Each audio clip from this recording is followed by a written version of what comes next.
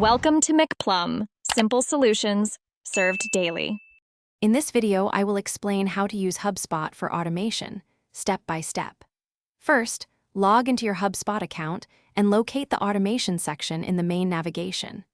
This is where you'll find workflows, sequences, and other powerful tools to streamline your marketing and sales efforts. We'll start by creating a simple workflow to send a welcome email to new contacts, demonstrating the basic setup process. This foundational step is crucial for building more complex automations later on. Now, let's build your first workflow. Choose a contact-based workflow to automate actions for individual contacts.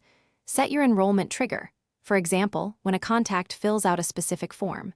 Then, add an action like send email and select your pre-designed welcome email. Remember to save and review your workflow before turning it on. This ensures everything functions as intended, providing a smooth experience for your contacts. Once you're comfortable with basic workflows, explore advanced features.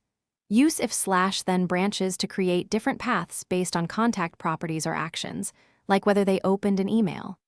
Add delays to space out communications effectively. Always test your workflows using test contacts to catch any errors before they impact your actual audience. This meticulous approach ensures your automations are both powerful and precise. Finally, it's essential to monitor and optimize your automations.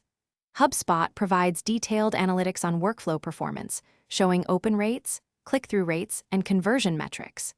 Use this data to refine your triggers, adjust email content, and improve overall effectiveness. Continuously testing and iterating will ensure your automations remain highly efficient and deliver the best possible results for your business. Check the description for a link to Darn Tough Socks and other great deals to enhance your daily comfort. Thanks for watching. Stay juicy and subscribe.